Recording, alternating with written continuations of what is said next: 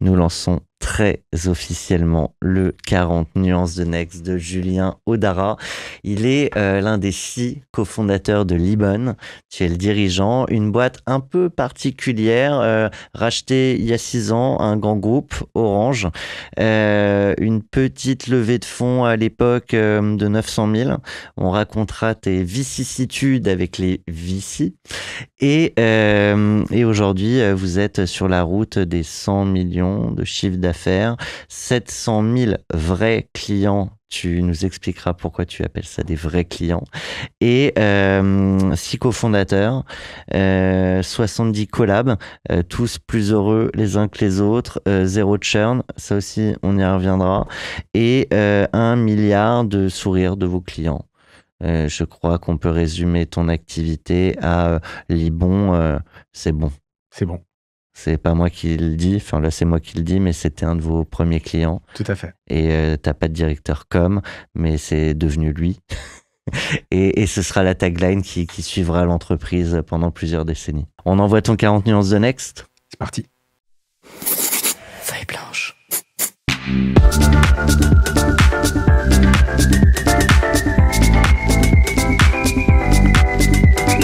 « 40 nuances de Next ».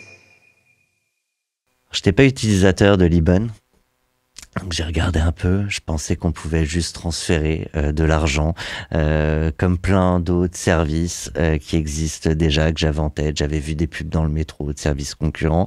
Et en fait, j'ai découvert qu'on peut envoyer plein de choses un peu partout sur la planète. Je veux bien que tu me racontes aujourd'hui, avec Libon, qu'est-ce qu'on peut faire ? Libon est une application qui est dédiée aux diasporas africaines du monde entier. Et nos clients ont 2 besoins. En tout cas, c'est ce qu'ils nous ont dit et c'est pour ça qu'on a fait ça. Le premier, c'est rester en contact avec la famille. Un appel WhatsApp qui traverse des continents, des mers, des déserts, il n'arrive pas. Donc, il faut appeler vers un vrai numéro de fixe ou un vrai numéro de mobile. Nos clients appellent ça un appel direct. Et quand on passe par son opérateur, c'est souvent très très cher. Et on ne comprend pas toujours comment ça marche quand on est un client.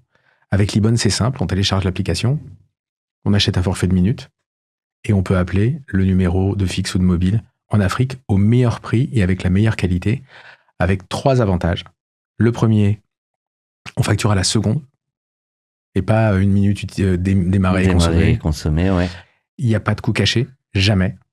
C'est quoi les coûts cachés ? Les fameux coûts de connexion, 19 centimes par coût de connexion pour la premier appel, ça n'existe pas chez nous. Ça, c'est ce que font certains concurrents ? Voilà. Ok. Et la troisième chose, c'est que le crédit n'expire pas. Parfois, au bout de 30 jours, le crédit n'existe plus. Chez des concurrents, je le rappelle. Oui, chez des concurrents, et ça s'est fait pendant des années. Moi, plus jeune, j'ai habité aux États-Unis, même quand j'appelais la France, c'était la même chose. Et chez nous, le crédit n'expire jamais. Donc, on a des utilisateurs qui retéléchargent l'application 3 ans après, parce qu'ils ont oublié, parce qu'on a tellement d'applications que parfois on oublie, et ils s'aperçoivent qu'ils ont 2 heures d'appel. Ah oui, vous les avez pris il y a quelques années, ils sont toujours là.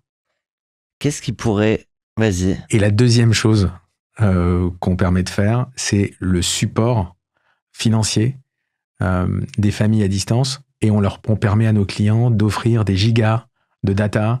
De l'électricité, j'ai L'électricité. vu. Mais ça m'a tué, ça. Pourquoi ? Mais enfin, je projetais même pas. Comment t'arrives à te dire je vais offrir X heures de consommation électrique à un cousin Imagine-toi être dans la campagne, loin d'une grande ville, en Afrique où il fait chaud. Tu as un réfrigérateur. Il est plein parce que tu vas recevoir la famille. L'électricité est coupée. C'est vraiment problématique. Donc, nos clients qui sont ici rechargent l'électricité de la famille qui est restée au pays. Comme ça, ils n'ont plus à y penser. Et vraiment, le fond du truc, c'est on n'y pense plus. Alors là, j'avais plein d'autres questions, mais je reste sur cette électricité. Je t'envoie un crédit électrique, ça me recharge pas directement de l'électricité dans ma maison. Je t'envoie un code, et dans ta maison, tu as une boîte électrique. Tu tapes le code et ça recharge des kilowatts. Mais c'est vous adapter à des devices qui sont pas les vôtres. En fait, on s'est adapté à l'équivalent du EDF local. Mais c'est fabuleux. Et il y a d'autres choses comme ça là qui vont arriver? Il y a plein d'autres choses qui vont arriver. Ouais. L'eau, c'est une vraie question. L'assurance, c'est une vraie question. Pour l'instant, on fait donc du paiement de factures mobiles, on fait de l'électricité, on envoie des gigas, mais on a plein d'autres choses dans les cartons. Et donc, on veut remplir ces deux besoins vitaux, rester en contact avec la famille. Nous, en habitant de France à France, c'est facile. Et lui améliorer la vie, l'existant. Exactement. Et la vision est simple.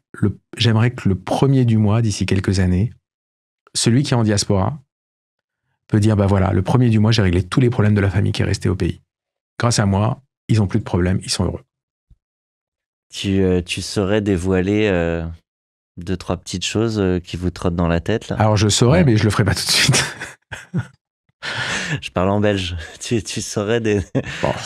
Non, c'est vraiment pas. Non, on aime bien les annonces sur 40 nuances. Alors la raison pour laquelle je ne le fais pas, c'est qu'il y a plein de choses qui sont en test et tant que ça marche pas. Tant que ça marche pas complètement, on les sort pas. Sinon, on pourrait faire des 4x3 en disant payer tout, mais ça arrive une fois sur deux. On fait pas. Embêtant. Ouais, une boîte normale, quoi. On va revenir sur les débuts de l'aventure. C'est pas commun d'avoir une boîte comme la tienne qui est sortie d'un grand groupe. Je suis curieux de savoir, toi, tu étais chez Orange. Je crois que les autres cofondateurs également. Comment ça se négocie? Qu'est-ce qui fait que à un moment, ça va s'arrêter chez Orange et que vous disiez, allez. Libon a commencé sa vie il y a très très longtemps, en 2012. Et Libon, la vision, c'était de faire Skype en mieux, dans un mobile. Peut-être ce que fait WhatsApp aujourd'hui. Je pense qu'il y a eu, à l'époque, comment s'appelle ce bouquin de Clayton Christensen? Ça s'appelle The Innovator's Dilemma. Ouais. On a sorti ce produit qui faisait des appels gratuits app-to-app, qui faisait de la messagerie gratuite app-to-app, et qui faisait des appels payants aussi, qui avait un truc absolument génial, qui était un répondeur, une visual voicemail que tu pouvais configurer, avec une voix qui disait bonjour Thomas, Julien n'est pas disponible, merci de laisser ton message, tu vois. Et comme c'était des appels gratuits, des messages gratuits, à l'époque, ça a créé pas mal de rejets. Et quand moi j'ai récupéré le bébé, j'ai été voir les clients pour leur dire qu'est-ce que vous aimez chez Libon. Et ce qu'ils aimaient, c'était des appels pas trop chers, payants, mais qui étaient de qualité et garantis sans arnaque. J'ai fait enlever tout le reste et je n'ai laissé que ça. Ok. Et à un moment... Encore chez Orange. Encore chez Orange. Ouais. Et à un moment, chez Orange, vu que ce projet existait depuis 2012, donc on est parti en 2018, en 2017, la directrice générale adjointe du groupe, Marie-Noël, qui est un peu notre marraine, m'a dit « Julien, on va arrêter Libon ». Et ce à quoi je lui ai dit « Mais après quelques discussions avec d'autres chez Orange, est-ce que tu voudrais pas me le vendre ?» Et elle m'a dit « Chiche. Va trouver de l'argent, va trouver des VC, et on fait le deal. » Pourquoi ils arrêtent à ce moment-là? Parce que ça faisait trop longtemps, et parce que je crois que le focus d'une boîte comme Orange, qui est une très belle boîte, on travaille encore beaucoup avec eux, on s'entend toujours très très bien, c'est vraiment la grosse machine qui envoie du giga, des appels illimités, qui se développe partout dans le monde, et c'est quelque chose de solide, c'est du hard. Vraiment, quand on construit un réseau mobile ou un réseau fibre, c'est du hard. Le petit logiciel... Libon trop petit et trop à côté. Ouais, complètement. Et surtout, quand tu veux développer quelque chose comme Libon, qui est du logiciel, qui est un service de proximité, on est vraiment dans la rue tout le temps, nous, à discuter avec nos clients. C'est un peu... c'est pas antagoniste, mais c'est un peu sur le côté. C'est pas la grosse machine, t'as un TGV qui roule et à côté tu mets des vélos. Bah non, focus TGV quoi. Et surtout quand t'as essayé depuis 2012. Donc tu vas aller chercher des fonds. Ouais. C'est les fameux 900 000. Exactement. 2 business angels et un fonds d'investissement. Il faut que tu racontes, je parlais de vicissitude avec les VC. Ça pourrait faire un exercice de diction. C'est pas mal, vicissitude. Ouais. Je suis chez ce cher Serge. Pas mal. En tout cas, je suis pas passé chez Soch, mais chez Libon. Raconte-nous, parce que ça a été pas facile et t'en as pris. Alors, Aussi. Là, Ouais. ça a été plus facile. Mais ça vient d'une expérience ratée. J'avais monté une boîte précédemment. On en parle après. J'ai jamais réussi à lever un rond. Et là, avec Libon, je suis allé voir quelques personnes et ça a été assez rapide de lever 900 000 €. Vraiment, tout ce que j'avais raté précédemment, ça a été facile. Il faut croire que, comme le disent les Américains, l'échec, il faut le valoriser. Donc, énorme échec. Et là, tout de suite, levée de fonds sans trop de problèmes. Et 900 000 €. Pour financer le rachat. Pour financer le rachat et surtout pour convaincre les premiers employés que vous inquiétez pas, on va pas tous exploser en vol dans 12 mois, on a suffisamment de runway pour vivre 12-18 mois. C'était ça, hein. Le rachat, combien? Tu peux le dire ou pas? Non, mais ça rentrait dans le projet. Voilà. Non, mais ça rentrait dans les 900 000 €. Oui. Voilà. Après, plus du runway. Alors, voilà. Non, mais il y a un truc qu'a fait Orange, c'est qu'en plus, on a émis des obligations convertibles et Orange nous a prêté 900 000 € en plus. Donc, ils ont été cool. Ouais. Souvent, les grands groupes, c'est des rouleaux compresseurs et on le sent quand il y a un truc qui marche pas, même pendant cette négo de rachat, on sent le rouleau compresseur qui se met en marche et là, on est une petite fournie qui va se faire écrabouiller. Sauf que, au sein d'Orange, il y a des gens qui nous ont toujours soutenus. Il y a même des gens qui sont venus me voir. Et moi, j'étais au 36e dessous parce que c'était compliqué, je sais pas, avec la direction juridique. Et ils disaient non, t'inquiète, on va y arriver. C'est l'aspect impact peut-être du projet qui fait que les gens n'avaient pas envie de le voir mourir ou tuer dans l'œuf. Il y avait... entre le moment où j'ai repris Libon, parce que j'en étais pas à l'origine, et que je l'ai fait pivoter avec mon équipe qui est toujours là, donc, que je l'ai repris chez Orange. Hein. Ouais. Je suis devenu chef de projet, comme ça qu'on dit, et qu'on a pivoté Libon. Le chiffre d'affaires a commencé à grandir. Et donc, je crois qu'il y a eu aussi ça, c'est l'impact et un début de succès. Et ils se sont dit, c'est trop dommage. Et encore une fois, c'est une belle boîte et il y a des gens qui réfléchissent, comme disent les Américains, out of the box, et qui ont dit, mais Julien et ses copains, on va leur faire confiance. C'est trop chouette. Je reviens sur mes vicissitudes. Ah, mais c'est après. Ouais, sur les tiennes, ouais. Ah ouais. C'est après. À quel moment? Alors, post-Covid, je décide d'aller faire une levée de fonds. Et on en terminera là-dessus avec le pourquoi j'ai décidé de faire une levée de fonds. Et on a travaillé avec une banque d'affaires, très sympa, très bien, et on a commencé à rencontrer des VC. Le premier qu'on a rencontré m'a expliqué que mon truc, c'était de la merde, m'a expliqué que WhatsApp avait gagné, et m'a expliqué que de toute façon, c'est pas comme ça qu'il fallait faire ce que je fais. Et quasiment tout le monde m'a expliqué que c'était pas bien ce que je faisais, que Libon ne fonctionnerait jamais, même si ça fonctionnait, hein, c'était en 2021, on l'a créé, on l'a racheté en 2018, ouais, ça tournait. Et après, on a quand même eu des term sheets que j'ai tous refusés. Pourquoi? Parce que je voyais pas ce que ça allait m'apporter.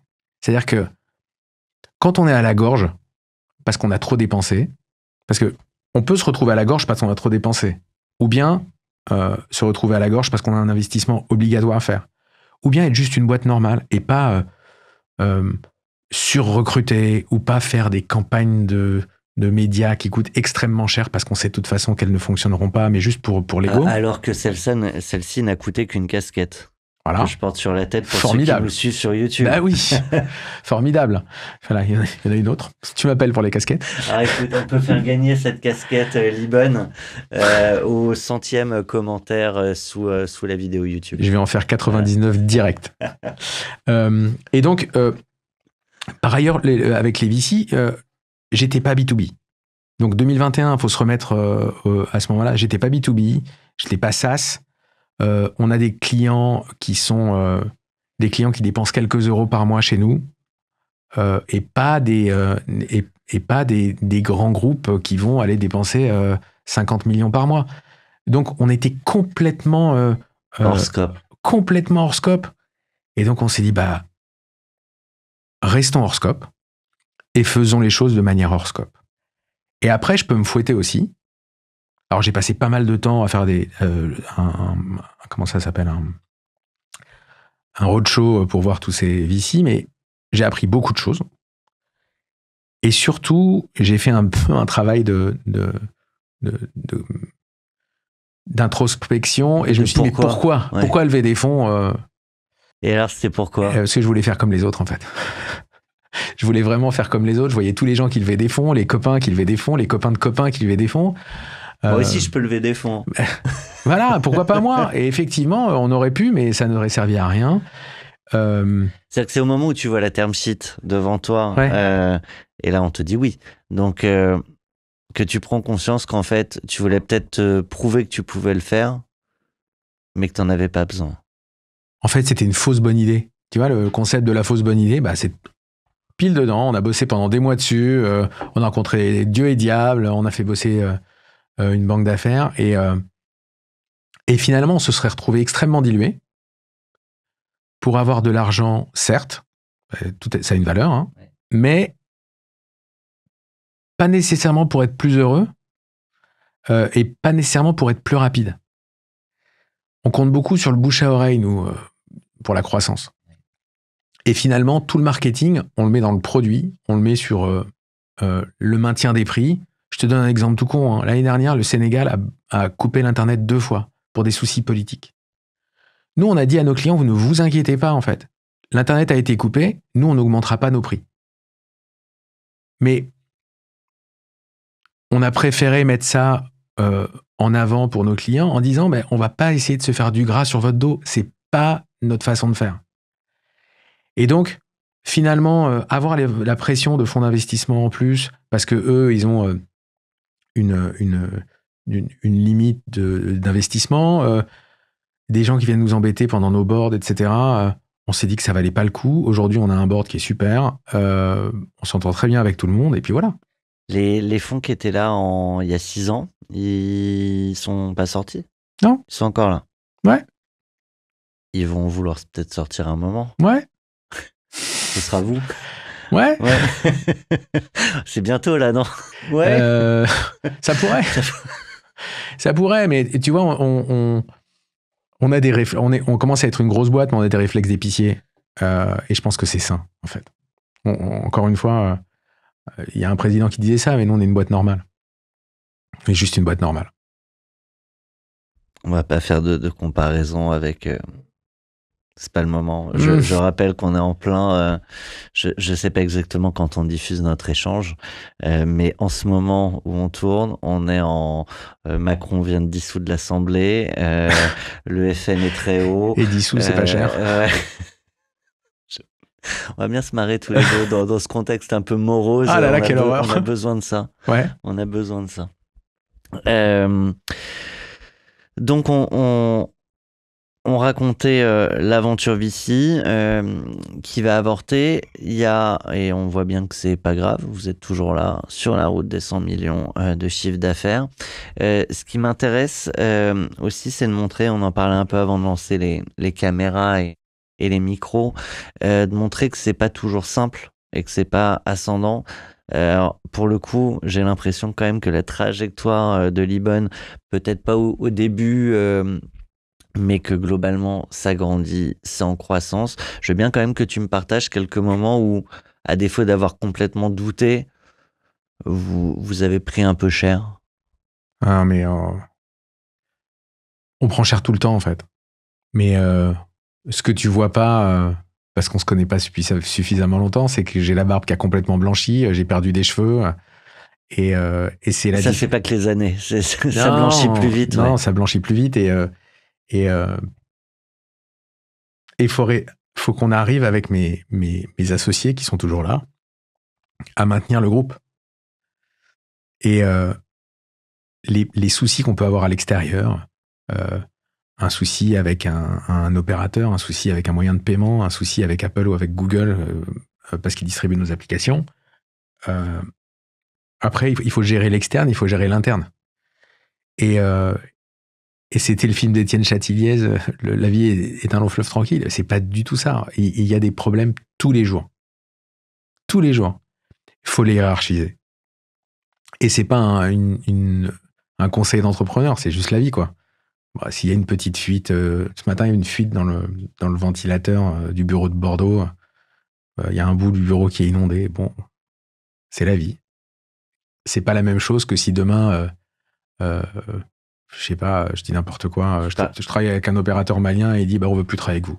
Ou il multiplie ses prix par 10. Voilà. Mais ça arrive tout le temps. Il y a eu des négos de ce type? Il y a des négos tout le temps. Ouais.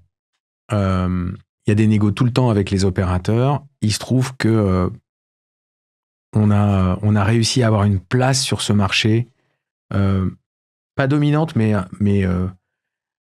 suffisamment grande, simplement parce qu'on a, vis-à-vis de nos clients, on a toujours respecté les mêmes valeurs qui sont les nôtres, d'honnêteté, de transparence, de qualité, de facturer à la seconde. Quand on sort un produit, ça fait déjà 6 mois qu'il est testé. Enfin, voilà, il y a des négos qui sont difficiles, mais qui s'apaisent. Je te donne un exemple simple. On travaille avec beaucoup d'opérateurs. On paye nos factures en temps et en heure. Oh, incroyable. Incroyable, hein? Et ben, les opérateurs nous disent, vous êtes parmi les rares. Ah ouais. Ouais. Mais ça fait la diff, hein, quand tu payes tout de suite rubis sur l'ongle. Mais c'est normal. Tu dis, voilà. Non, mais certains, et c'est humain ou entrepreneurial de se dire, je me garde un peu de trésor, j'essaie de facturer plus vite, je décale mes fournisseurs. Ça a l'avantage de te créer un peu de trésor, mais t'as moins de confiance et le jour où c'est plus compliqué, ben, t'as peut-être moins de marge. Tu vois, quand il y a eu les confinements, le premier confinement, nous, on avait fermé le bureau une semaine avant. On sentait que c'était... Vous êtes visionnaire. Non, on n'est pas visionnaire. On faisait déjà beaucoup de télétravail. Tu sais, on a une licence... La première licence Zoom, on l'a eue chez Orange. Oui. Donc, ça gênait pas, en fait. Et donc, les gens ont commencé à travailler de chez eux. Qu'est-ce que je disais ? On parlait du confinement et de payer rubis sur l'ongle les fournisseurs. Et j'ai appelé les fournisseurs, un par un, en disant, voilà, on continue de payer en temps et en heure, mais est-ce que vous pouvez simplement envoyer un mail en disant si jamais il y a un problème parce qu'il y a confinement, etc., vous nous laisserez 1 mois ou 2 mois de plus. Et ils ont tous répondu oui. Mais... je vis pas dans le monde des bisounours, hein, mais les gens savent qu'on est honnête, ils sont honnêtes aussi. On part du principe. Et donc, quand tu peux garder la relation, tu la gardes. Je me rends compte qu'il y a une question que je t'ai pas posée, j'aurais pu te la mettre avant, donc on verra, on la repassera peut-être un peu différemment au montage. Mais c'est une question de notre partenaire France Digital avec Maya. Noël, que tu connais peut-être. Bien sûr. Que je t'envoie tout de suite. Vous avez un message. Bonjour Julien, ce que j'aime beaucoup dans ton histoire, c'est qu'avant d'être entrepreneur, tu étais surtout intrapreneur, puisque tu as monté Libon au sein de Orange. Peux-tu nous expliquer comment est né ce projet et surtout ce qui t'a fait prendre la décision de te séparer par la suite d'Orange ? Merci d'avance. J'ai répondu en fait. Je vais aller creuser un peu sur la notion de posture. Ouais. Tu disais tout à l'heure chef de projet. C'est pas pareil qu'être entrepreneur, donc qu'est-ce qui change ? Je peux être direct sur l'intrapreneuriat ? J'y crois pas à l'intrapreneuriat. J'y crois pas à l'intrapreneuriat pour une raison simple, c'est que un grand groupe, je parle pas d'Orange, je parle d'un grand groupe en général, s'il dit que quelqu'un est intrapreneur, c'est-à-dire qu'avant même qu'il démarre son projet, il doit avoir l'assentiment des operating countries ou des gens qui vendent finalement, et on lui donne un blanc-seing pour qu'il puisse développer son truc et on est sûr qu'ils vont le mettre sur le marché. Sauf que ça n'arrive jamais. Et il s'est pas battu avec la sueur et les larmes de... Non, si, il peut se battre, okay. Il peut se battre, mais le problème c'est qu'il va avoir tellement de couches à aller traverser pour mettre son produit sur le marché que ça va être l'enfer. Si tu dis Mais ça, c'est vrai aussi pour un entrepreneur. Ça se fait pas un claquement de doigts. Mais l'entrepreneur, lui, il dit je vais sur le marché, mais je suis pas dépendant de Pierre. Pas de Pierre, Paul ou Jacques. Juste de Pierre, parce que c'est Pierre qui va décider. Et après, c'est les équipes de Pierre qui vont décider.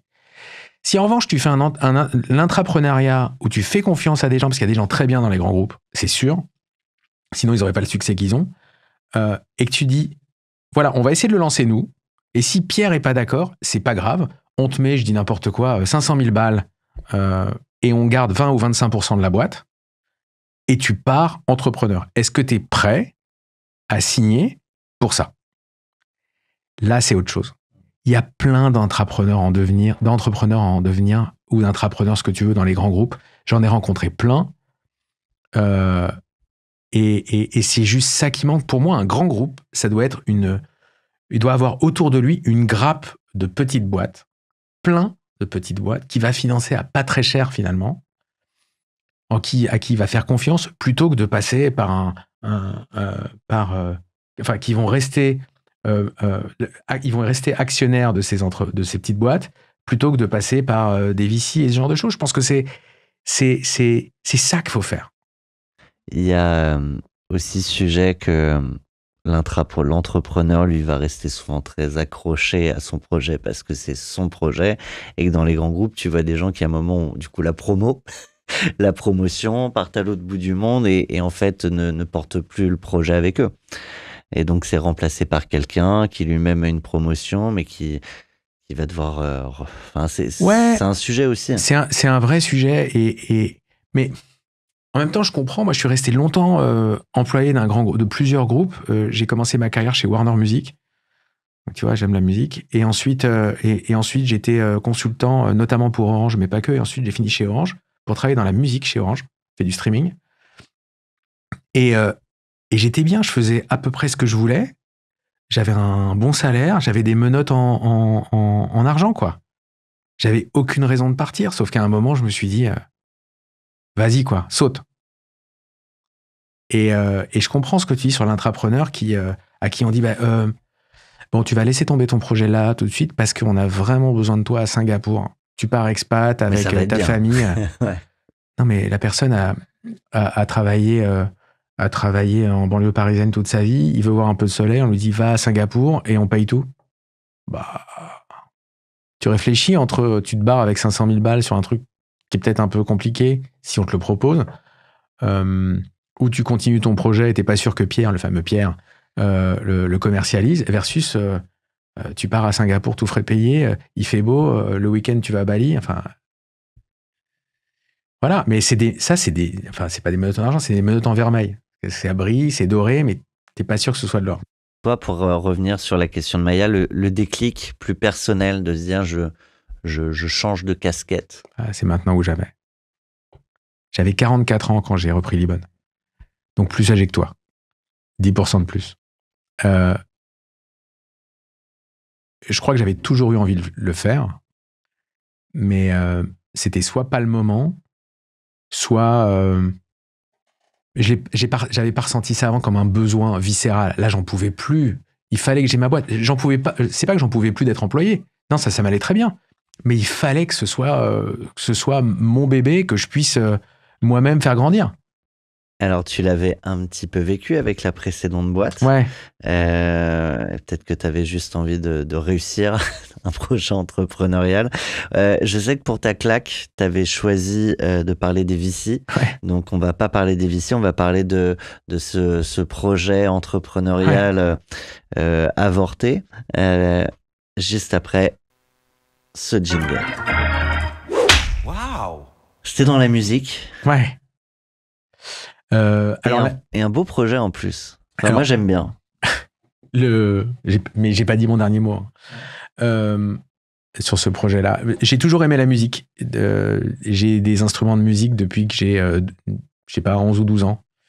Mon père, qui voyageait pas mal, m'apportait des instruments de musique quand il revenait de Chine, de je sais pas où, et je cassais les oreilles de tout le monde avec. J'aime vraiment ça. Chez moi, encore aujourd'hui, il y a des instruments de musique partout. Et mon premier job... On peut faire un plan sur la guitare qui t'attend. Oh, elle vient d'apparaître comme par magie. Comme par magie, c'est formidable. Incroyable. Et mon premier job, je sors de... J'ai fait des études d'ingénieur en informatique. Et quand tous mes copains vont à la Société Générale et chez Essilor, moi, je vais chez Warner Music. Voilà. Il y a ça fait plus envie qu'Essilor. Ouais, mais bon, ils étaient bien payés, pas moi. Mais je m'en fichais, c'était pas le point, en fait. Et j'ai travaillé dans une maison de disques pendant 6 ans. C'était formidable. D'ailleurs, c'est drôle, je suis toujours très copain avec les gens avec qui j'ai travaillé à l'époque. Il y en a pas mal qui sont allés chez Orange aussi. C'était vraiment... la musique, ça allait toujours. Si je devais partir sur une île déserte, à part mon épouse et mes enfants, j'emmènerais probablement un instrument de musique. Et donc, j'ai toujours adoré aller à des concerts. Voilà, avant-hier, il y avait le concert de Green Day. Ouais. J'ai pas pu y aller, hélas, parce que j'avais pas de place et parce que je pensais ne pas être en France et donc j'en ai pas pris. Et c'est une frustration. Énorme frustration, je les ai vus plein de fois, je les adore. Mais les concerts, c'est quelque chose de très important. Les spectacles, c'est quelque chose de très important. Une fois, j'étais avec mon épouse et mes enfants, donc ma fille Violette, mon fils William, et on est à New York. On est parti une semaine là-bas parce que la ville est géniale, parce que je voulais faire découvrir ça aux enfants. Et on trouve des places pour aller voir une comédie musicale. On va voir Mathilda. Ok. C'est formidable. Il y a des enfants sur scène, ça chante, c'est vraiment génial. On sort de là, les enfants sont mais vraiment comme des fous. Effectivement, le spectacle était fou, on l'a écouté pendant des mois après. Et pourrait le revivre. Et ma fille me dit, papa, est-ce qu'on peut acheter le CD ? Moi, fan de musique, évidemment, ma chérie, on va acheter le CD. On achète le CD, on rentre à l'hôtel, et il y avait des lecteurs de CD à l'hôtel. Donc je mets le CD. Mais là, c'est enregistré studio. Et elle me dit, mais c'est pas la voix de la fille qui chantait, papa. Et là, je me dis, ah ouais, il y a un truc. Et donc, attends, sur le CD, enregistré, j'imagine, en studio. Studio. Déjà. Et du coup, potentiellement avec chanteurs différents, parce que ça a été fait l'année dernière ou il y a 2 ans. Exactement. Et donc, je creuse le truc, on est en 2015. Et en parallèle de mon travail chez Orange, je discute avec un vieux pote, Antoine, et on monte une plateforme qui s'appelait Relive. Je dis qui s'appelait parce qu'il n'y a plus. Et Relive, c'était un logiciel qui permettait de capter, masteriser et distribuer l'audio d'un concert en haute qualité aux gens qui étaient au concert à la fin du concert. On l'a fait plusieurs fois avec Vianney, tu me disais. Vianney qui a trouvé ça formidable, avec Kerenan, encore une marraine. Tu vois, Kerenan, c'est un peu comme Marie-Noël chez Orange. Je l'ai rencontré, c'est un copain commun, Tomer Sisley, qui sort Largo Winch, là, qui est un copain, et Tomer me présente Kerenan.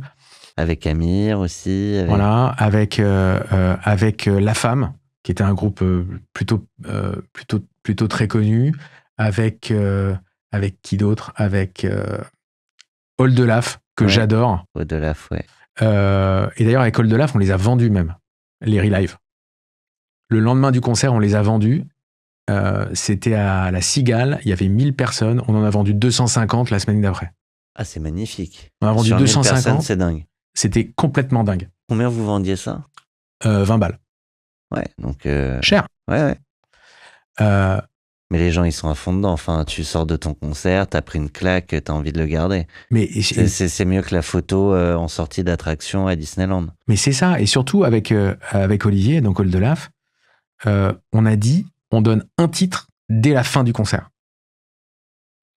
Et à la fin du concert, il me dit, tu donnes celui-là. Et on le shoot aux gens. Mais ça, il y a un côté un peu dealer. Je te fais la première dose gratuite. La première dose est gratuite, exactement. Et on a fait ça avec Antoine, mais vraiment comme on a pu. On a imprimé des flyers. C'était avec mes enfants, on a distribué les flyers dans la queue. Et il fallait envoyer un numéro SMS pour pouvoir y accéder. Tu sais, un numéro à 5 chiffres. Et on s'est beaucoup marré. Les clients ont adoré. Mais comment un projet comme ça, je te coupe, je suis désolé, mais comment un projet comme ça, il est mort quasi dans l'œuf? Elle est où la fausse note? La fausse note, elle est dans l'incapacité des maisons de disques à innover. Est-ce que tu es allé les voir? Et donc, tu peux nous partager ce qu'on t'a dit? Alors, je ne donnerai pas de nom, mais je suis allé les voir. Tout le monde disait, putain, la qualité est vraiment bien. Et le putain est une citation. Ouais, c'est super. Alors, premier écueil, c'est ouais, mais il y a des artistes qui voudront pas parce qu'ils retravaillent leur live après. Je dis bah ça tombe bien, c'est pas eux que j'ai envie d'avoir. Mais vraiment. Hein. Ouais. Et la deuxième, c'est ouais, mais des lives on n'en sort plus, tu comprends. Bah, c'est l'occasion en fait. Alors que moi, je me rappelle de concerts live que tu revois des Stones. T'es content de les revoir en concert. Enfin, c'est... Exactement. Ah ouais, mais il faut un double cachet pour les musiciens. C'est pas, ça se travaille. Enfin, l'idée, c'est de transformer ce business.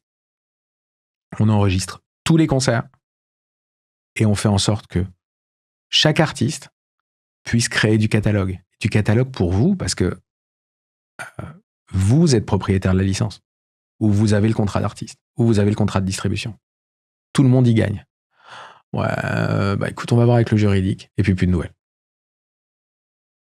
Et en fait, alors je pense que j'aurais pu faire différemment. Le problème, c'est que j'avais pas de blé. Ouais. Antoine non plus. Et que au bout d'un moment, quand tu dépenses ce que tu as de côté, après, tu n'as plus de côté, quoi. Et j'ai jamais réussi à lever 1 euro là-dessus. Tu devrais peut-être aller échanger avec Denis Ladguéry de Believe. Alors, on s'était parlé avec Denis. Ouais. Mais C'est à lui qui a l'époque... dit putain. Non, il n'avait pas dit putain. Il avait dit, mais super idée. Il faut que tu parles avec un tel dans l'équipe. Denis, c'est toujours pareil quand on parle au chef, le chef, il a 50 000 trucs dans la tête et l'opérationnel, il va pas le gérer. Et lui, il trouvait ça super. Mais en dessous, ça a un peu... ça a créé quelques turbulences et finalement, ils avaient d'autres focus. C'est compliqué d'aller voir une boîte en disant « J'ai un truc, c'est top, tu vas voir, il y a quelques trucs à régler, viens, on bosse ensemble dessus. » On me répond « En fait, on a déjà le business as usual. » En fait, tu vois, c'est un peu compliqué. Et Believe, en plus, le modèle est un peu... comme ça, oui. Non, il fallait voir une des grandes majors. Ouais. Mais tu vois, je suis allé voir une grande major à Los Angeles. Personne ne le fait aujourd'hui, ça? Toujours pas. Dans le monde. Il y a une boîte qui fait ça aux États-Unis, mais ils font ça avec des groupes qu'on connaît peu ici. Tu vois, Fish, tu connais Fish? Non. Qui est un groupe très baba cool des années 70. Okay. En même temps, il y a des artistes qui le font. Metallica enregistre tous ses concerts. Ok. Et les distribue. Mais il faut voir comment ils le font. Il y a un camion régie spécial dans toute la tournée. Toi, c'est un logiciel que tu plugues à la régie. Que tu plugues à la régie et tu utilisais ce qu'il y avait dans la salle. S'il y avait des micros distribués dans la salle, et ce qu'on avait fait avec Antoine, c'est de faire en sorte de tweaker le truc pour que le mix se fasse automatiquement. Donc ça veut dire, typiquement, tu pourrais même le mettre à disposition direct des artistes qui veulent le faire et qui veulent même des plus petits artistes pour le coup, qui ont envie ou des salles de concert. Bref, ce projet n'est peut-être pas... On verra. Là, en fait... Antoine, ton associé là-dessus, est chez Libon? Non. Non. Non. Antoine est développeur et ingénieur du son, et donc il fait son truc dans son coin. Je sais pas si cette boîte existera encore une fois ou revivra, mais en tout cas, on s'est bien marré. Ouais. En tout cas, on s'était bien marré, mais tu vois, pour revenir à Libon, je vis des moments incroyables avec mes associés, avec les employés et surtout avec les clients. Il y a un quart de notre chiffre d'affaires qui est fait dans un de nos 100 000 points de vente. On a 100 000 points de vente aujourd'hui. Quand je rentre dans un point de vente avec ma casquette, avec le rhino, le type qui tient la boutique, ou les clients regardent, ils font « Libon ?» Je dis « Oui ». Et il sourit. Ah, tu vois, c'est quand même chouette. Ça, c'est dingue. Ça, c'est dingue. C'est chouette. On leur enlève une épine du pied. Donc oui, la musique, c'est quelque chose de très important. D'ailleurs, je suis rentré chez Orange grâce à la musique. C'est ce que j'ai fait. J'ai monté un service de streaming. C'était en 2008 ou 2009.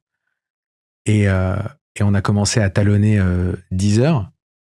Et au final, on a fusionné avec Deezer. En fait, ils ont racheté, ça s'appelait Wormy. Ils ont racheté Wormy en papier. En papier. Ben, c'est-à-dire qu'en leur vendant, Orange en vendant Wormy à Deezer, c'est comme ça qu'ils ont pris une participation dans Deezer. D'accord. Voilà. Regardez le papier d'Emmanuel Paquette dans l'Express qui était assez bon à l'époque. Tu as parlé de tes collaborateurs tout à l'heure. Tu as parlé des sourires de tes clients. Moi, j'ai l'impression que les collabs chez Libon ont le sourire aussi. Ouais. Je suis sur la page là de recrutement de Libon. Et alors, mais tout est détaillé. La politique de télétravail, un budget de 200 € pour équiper son espace de travail, une mutuelle pris en charge 50%, la prévoyance à 100%, l'accompagnement à la parentalité, maintien du salaire à 100% lors du congé maternité et paternité, pas de conditions d'ancienneté, une prime de naissance ou d'adoption. Des places en crèche privée, une carte Swile, des primes de vacances versées en juin, des chèques cadeaux. Alors là, pardon. Alors, tout ça ouais, tu sais pas? Non, bien sûr que je sais. Le plan épargne entreprise, un crédit Libon, un day off supplémentaire le vendredi suivant le jeudi de l'ascension, Gymlib et Buzu, une application qui permet d'apprendre 10 langues. Bref, on est une boîte normale. On a compris que la chose qui était importante pour nos clients, c'était... Tout le monde ne l'affiche pas autant. Alors, est-ce que c'est parce que c'est difficile d'attirer? Parce qu'on est transparent, honnête et on a des contraintes de qualité, vraiment pour nos clients. Donc, il faut qu'on le soit aussi avec nos partenaires et avec nos employés. C'est tout simplement ça. C'est pas rocket science. Hein. On fait ce qu'on dit, on dit ce qu'on fait. Je trouve ça très chouette d'amener la réflexion autour de l'adoption, en plus de la prime de naissance. Et pourquoi pas? Ben non, il n'y a pas de pourquoi pas. Non, mais pourquoi on le ferait pas? Moi, je trouve ça normal. Et de la même manière, je ne sais pas s'il y a des obligations, mais d'avoir en tête que bosser de chez soi, ça demande une petite organisation et d'avoir un petit ticket pour aménager son espace. Et tu sais, le télétravail, c'est quelque chose qui est compliqué pour un chef d'entreprise. Enfin, si tu le sais, tu es chef d'entreprise. Est-ce que ça fonctionne? Est-ce que les gens bossent? Bah ouais. Nous, on aime bien se voir quand même. Mais nous aussi, on adore. Bien sûr, tu peux télétravailler quand tu as besoin, mais c'est pas la même énergie. En fait, ça dépend aussi des bureaux. Si tes bureaux sont sympas, s'ils sont grands, s'ils sont petits. Ça dépend aussi de la localisation. On a une grosse partie de notre staff qui est à Bordeaux. Et on a des bureaux vraiment sympas à Bordeaux. Ils sont moins sympas à Paris, mais ça, c'est en train de changer. Ça va changer rapidement, là. Et je pense que quand on a des bureaux sympas, c'est plus facile de venir. Et après, il y a des contraintes. Il y a des gens qui habitent pas là où il y a les bureaux ou qui sont à 1 heure de déplacement. Ben, on va pas les forcer à venir au travail. Et en fait, on part d'un principe de base qui est la confiance. Quand tu intègres une équipe, tu veux faire partie de l'équipe. Et si les gens de l'équipe bossent ou se voient, bah, tu vas faire ton possible pour bosser avec eux ou pour les voir. Et on part du principe que les gens fonctionnent comme ça, et c'est plutôt le cas. Zéro churn, ça ne s'achète pas uniquement avec une mutuelle, avec une carte Swile, l'accès à Gymlib, etc. Non, mais ça, je pense que les gens sont enfin, je crois qu'ils viennent pas pour ça. Si c'est là, c'est bien, mais ils ne viennent pas pour ça. Ça s'achète. Je pense que l'impact, c'est important quand même. Je sais plus où j'avais vu ce sondage des jeunes diplômés d'écoles comme HEC ou l'ESSEC, etc. Ils veulent avoir un impact. Ils veulent servir à quelque chose. Bah, venez les mecs. Il y a de quoi faire. Les filles. Les mecs, c'est générique. Hein. Ouais. Guys en anglais. Ouais. Donc c'est plus facile en anglais. Ouais. Là, ça va être extrait, sorti de son contexte. C'est parti. Non, mais c'est un vrai sujet. Tu vois, on parle beaucoup de la mixité, de la diversité aussi dans les boîtes tech. Vous vous en sortez? Sur l'équipe de dev, pas du tout. Ça me désole. Mais, enfin, qu'est-ce que je peux faire? On essaye, hein. On a notre responsable du recrutement essaye aussi de trouver plus de femmes dans les équipes de dev. C'est pas possible. On n'y arrive pas. Encore une fois, c'est pas qu'on veut pas. Et d'ailleurs, notre responsable du recrutement, c'est une femme formidable. Mais on n'y arrive pas. On n'y arrive pas. Parce qu'il y en a, alors déjà, il y en a moins, des devs femmes. Et celles qui sont là partent ailleurs. Chez nous, Bah, nous, ne on n'en a viennent pas pas. chez vous, quoi. Oui, oui. Ou bien, il y a. Enfin, moi, j'ai fait des études d'ingénieur en informatique. Il y avait une fille dans la classe. On était 35. Enfin, tu vois, Le ratio, ouais. le ratio est pas bon, alors que. Enfin, quand. Enfin, je sais pas comment c'est chez toi, mais chez moi, c'est. On fait pas les mêmes métiers, nous, c'est peut-être plus facile d'avoir. Non, je parle de chez toi à la maison. Ah, C'est pas le chromosome XY qui gagne. Hein. Et pourquoi ? Parce que les chromosomes XX, les femmes sont beaucoup plus intelligentes que nous. Voilà. C'est plus complexe, c'est plus intelligent. Et moi, j'aimerais avoir plus de femmes chez Libon. Et c'est compliqué, quoi. Autant au marketing, on a des femmes formidables. Autant dans l'équipe de dev, il y en a pas et ça me désole. Enfin, pardon. Les product owners, etc. C'est mieux. Mais sinon, ou dans l'équipe data, pareil. et en global, vous êtes à combien ? On a 30% de femmes Ok. dans l'équipe. Voilà. Et pour moi, c'est toujours un sujet. Je sens que ça te met pas bien, que tu t'attends Ouais. plus, ouais. Mais parce que je ne comprends pas qu'on n'y arrive pas. C'est la vie, hein. On essaye de faire vraiment les choses bien tout le temps. Bah là, on n'y arrive pas. Il y a d'autres choses que vous n'arrivez pas. Plein de choses qu'on n'arrive pas à faire. Raconte. Il y a plein de choses qu'on n'arrive pas à faire. Il y a plein de choses qu'on ne veut pas faire. En fait, je vais retourner le truc autrement. Quand tu es entrepreneur, et tu le sais, et que t'as pas levé 50 milliards, il y a des choses sur lesquelles tu fais une croix quand tu n'es pas sûr de toi. Il y a plein de choses sur lesquelles on fait des croix. Faut-il, pour une application B2C, mettre des 4x3 partout dans Paris et dépenser beaucoup en marketing ? Ça a été, avant le Covid, des recommandations de certains board members en disant vous avez de l'argent de côté, on vous en a passé, allez-y, dépensez, faites du marketing, allez-y. Les rares fois où on a essayé de faire des 4x3, c'était une catastrophe. Hein. Il ne s'est rien passé en fait. Parce que pas le bon message, parce que pas au bon endroit, parce que vous en attendiez plus. Parce que ça n'a pas marché. Parce que ça n'a pas marché et que je pense que le meilleur moyen de marketer notre application, c'est de faire en sorte que nos clients soient nos premiers ambassadeurs. Et c'est comme ça qu'on a grandi. Et finalement, le budget marketing, on l'a mis dans le produit.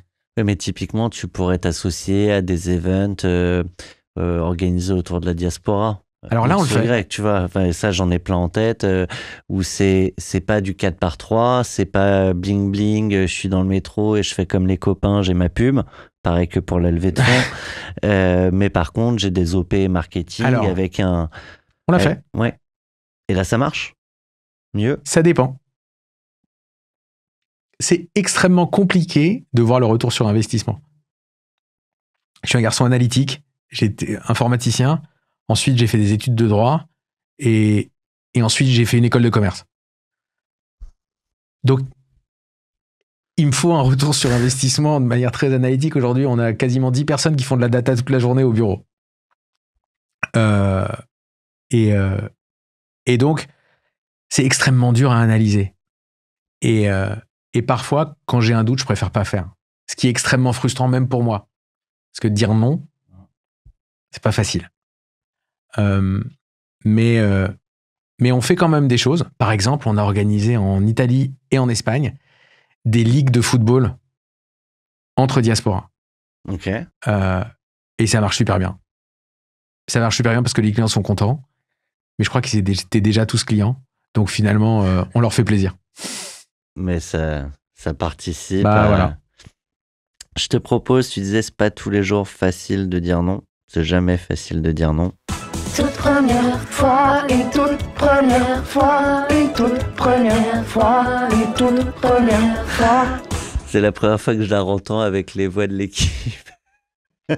C'est pas mal, hein. La dernière fois où t'as dû dire non. Je dis non tout le temps. Merci d'avoir dit oui à cette invitation. Non, mais tu sais que je suis fan. Je l'ai découvert au moment où tu es rentré dans le studio. Merci. Non, mais je suis fan. Et on pourra reparler de mes expériences d'écoute de podcast, dont la tienne. Ça permet de détendre sur l'entrepreneuriat. Parce qu'encore une fois, c'est pas simple de sauter dans le vide. Écouter des podcasts avec des entrepreneurs qui disent que finalement, il n'y a pas une voie qui est tracée. Chaque boîte est différente, chaque entrepreneur est différent. Ça détend. Bon, alors qu'en vrai, pour réussir, il suffit d'acheter ma formation. Évidemment. Alors, je suis d'accord. Achetez la formation. La dernière fois où j'ai dit l'information. L'information, ouais. Pas mal. Pas mal. Alors, vas-y, pitch. Bah, on offre l'information, c'est là, c'est live, c'est maintenant. Non, mais c'est hyper important. Mais c'est ce que je te disais en intro, quand on était tous les deux. Mais la dernière fois que j'ai dit non, ou la première fois que j'ai dit non, un exemple. On se développe en Espagne. Et le type qui était là-bas, qui était un consultant, il dit c'est hyper important de travailler sur les diasporas sud-américaines. Et je lui ai dit, mais tu t'arrêtes tout de suite, en fait. Tout de suite. Notre focus, c'est pas celui-là. Ouais, mais c'est plus simple. Mais ça veut dire que tu nous conseilles de tout reprendre à zéro, en fait. Parce que justement, juste toi, t'as une idée? Ben non. Et ce petit message de on se concentre peut-être sur les Honduriens qui sont en Espagne, ça veut dire tout casser dans la boîte. Pourquoi? Parce qu'en fait, tu ne t'adresses pas à des ressortissants d'un pays, à des opérateurs d'un pays, à des opérateurs d'électricité d'un pays, comme tu le fais avec d'autres. Et surtout, c'est repartir de zéro. C'est comme si on remontait la boîte. Donc non. Et c'est extrêmement déceptif pour les gens qui ont entendu, parce qu'ils commençaient à se dire ça va peut-être être plus simple, parce qu'ils sont en Espagne, ils parlent espagnol. Mais on ne cherche pas la simplicité.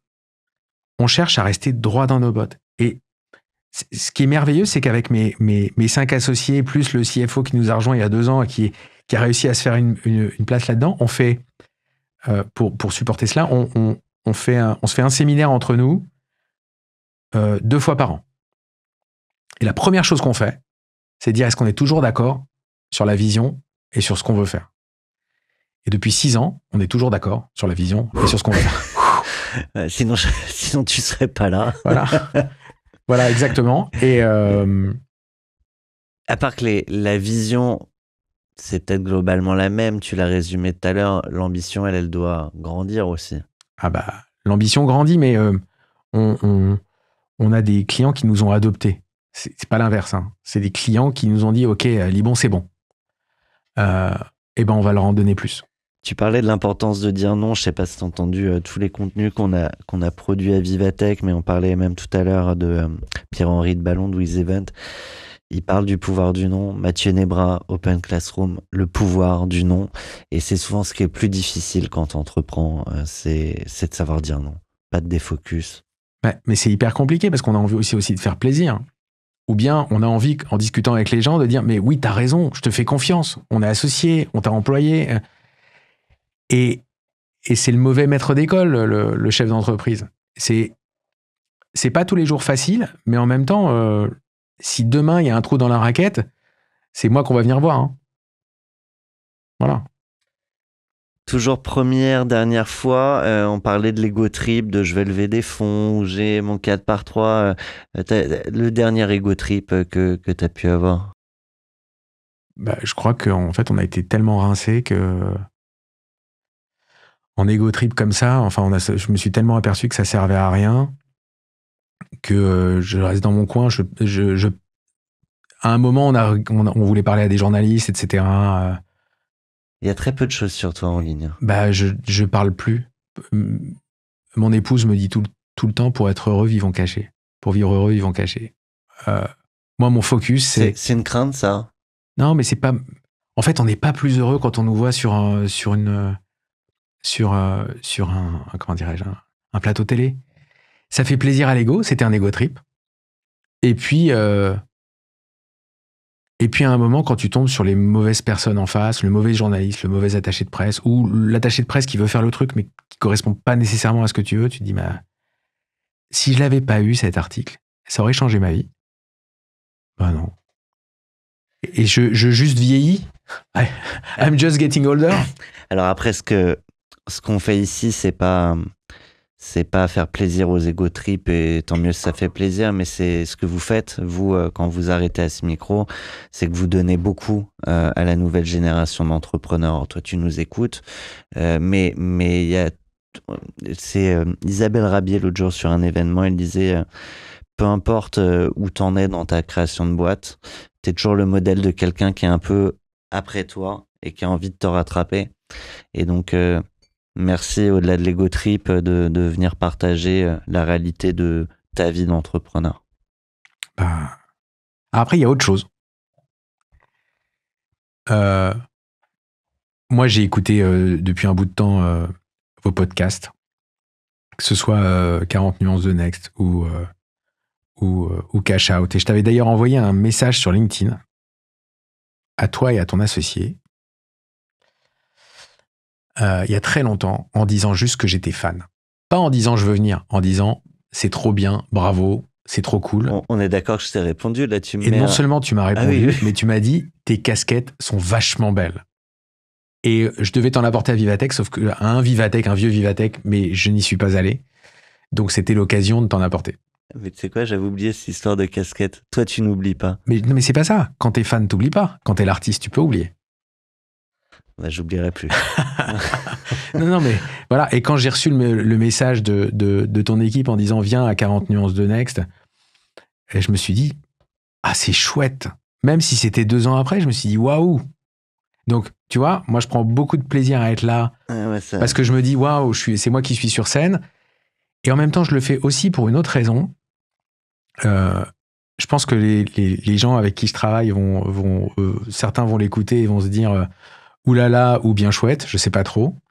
Mais je crois que c'est bien qu'il y ait des traces orales qui restent. Peut-être qu'un jour mes enfants l'écouteront. Ouais. Et ça, c'est cool. T'as Pascal Lorne, lui, nous a fait un super retour suite à son passage. Pour dire, en fait, toutes les équipes ont écouté et leur famille. Ah ouais? Ouais, tu vois, il y avait Enfin, c'était fabuleux. Il a dit, en fait, je pensais aller dans un podcast de start-upper branchouille parisien, et c'était bien plus que ça. Et en fait, ça a donné des échanges ensuite sur voilà, comment chacun se voyait dans la boîte, ce qu'on partageait, le commun, le lien. Ouais, c'est... Tu vois, j'ai l'impression qu'on a une grande famille. Alors, on n'est pas la plus grosse boîte du FT 120, on est 70, ou que 70, mais on a 70 personnes qui ont un vrai job. Et j'aimerais que ça reste tout le temps comme ça. Si dans 3 ans, on est 200, ce sera plus compliqué, mais j'espère qu'on va continuer.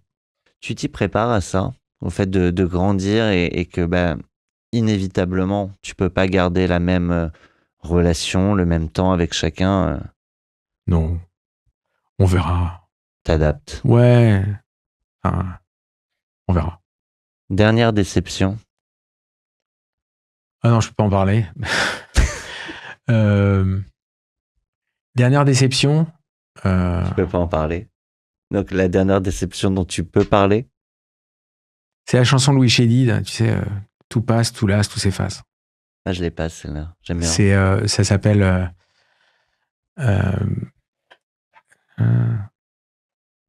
J'avais on dit jamais assez. Aux gens qu'on aime, qu'on les aime. Ouais, mais non, c'est ainsi va la vie, les absents ont toujours raison, ainsi va la mort, les absents ont toujours tort. Non, ceux qui restent ont toujours raison et les absents ont toujours tort. C'est pas, je me souviens plus comment ça s'appelle. Mais pour revenir. mais non, mais en fait, j'ai un super pouvoir. Avec mon épouse, on a un super pouvoir. les choses négatives, on les efface. Voilà. Punchline. Non, mais c'est une façon de voir la vie et de voir les gens. Ouais, et en fait, on pourrait demain ne plus être là. Il y a plein de raisons pour que, voilà, une start-up, c'est comme un avion. Ça vole, ça accélère, mais tu peux perdre un aileron et tout s'écroule. Bah, la vie, c'est pareil. Ça peut s'arrêter demain. Et on peut, du jour au lendemain, ne plus aller au bureau. Ne plus être là.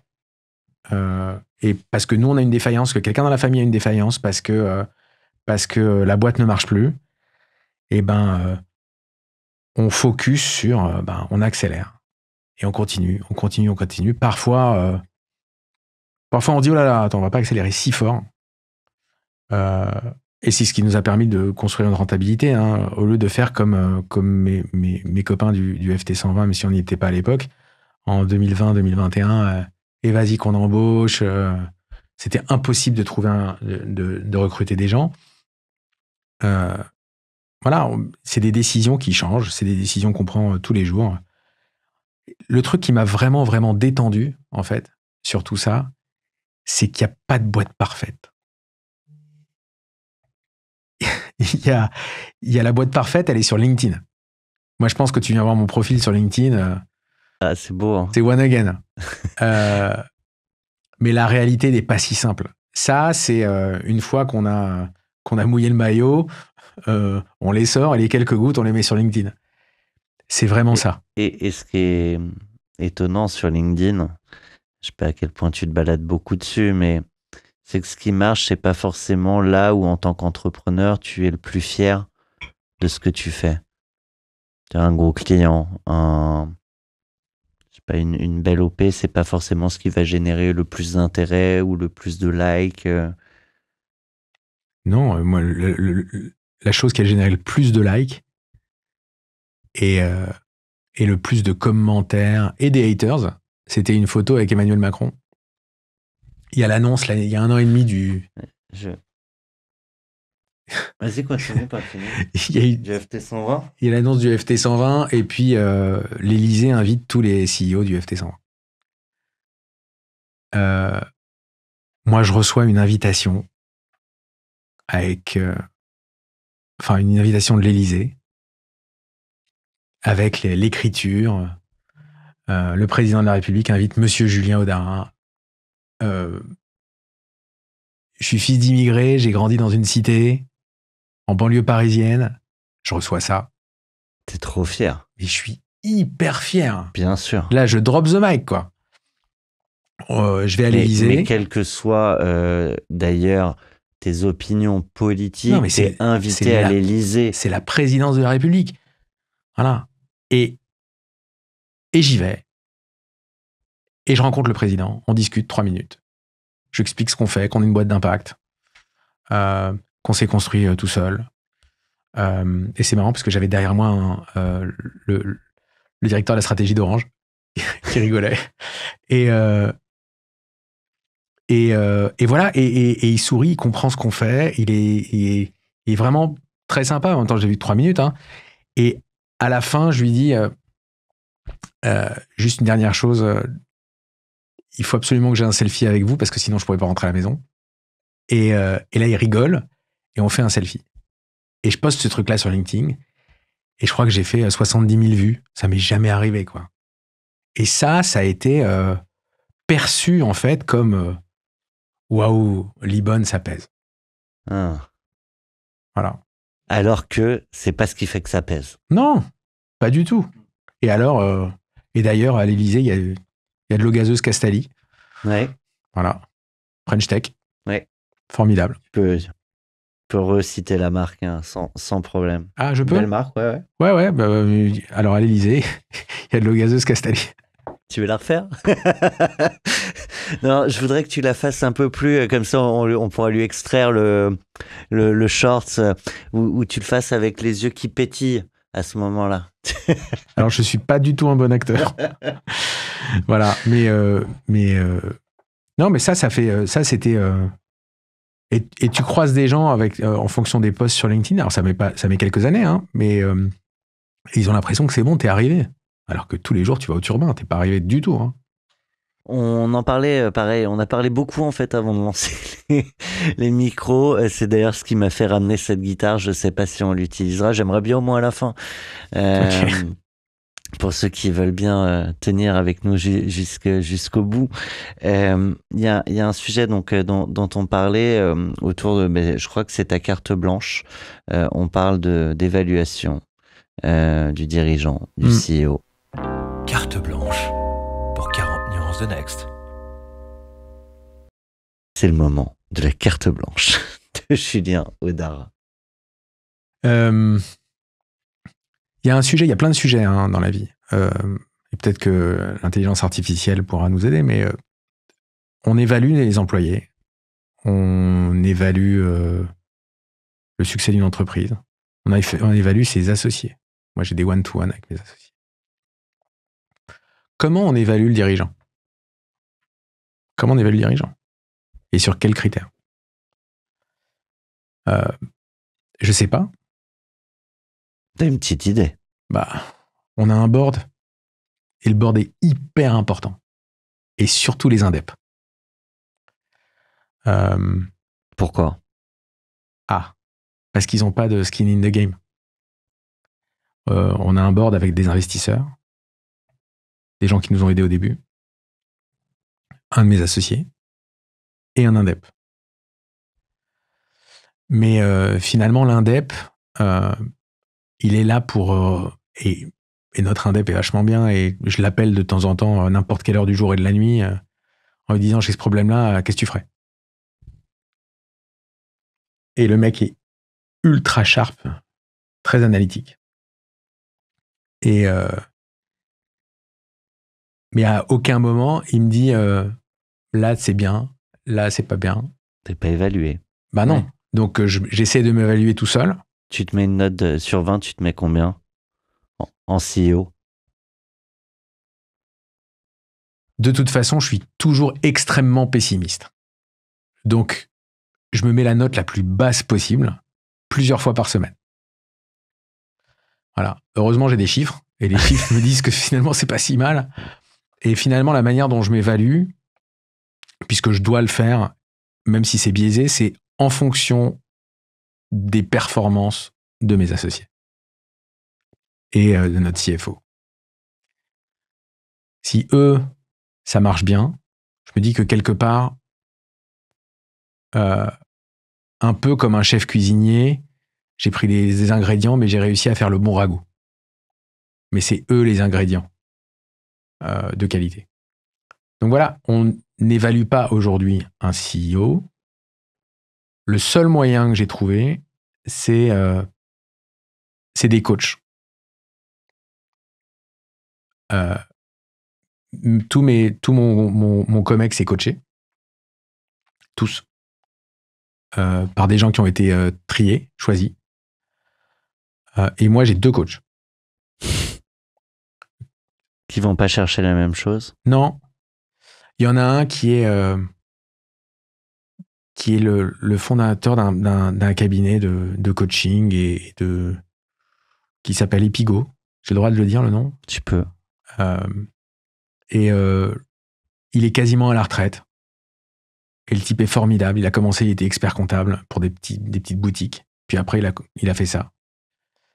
Et le deuxième coach, c'est un chasseur de tête, plutôt de très gros niveau, qui coach pas mal de quelques CEO du FT120.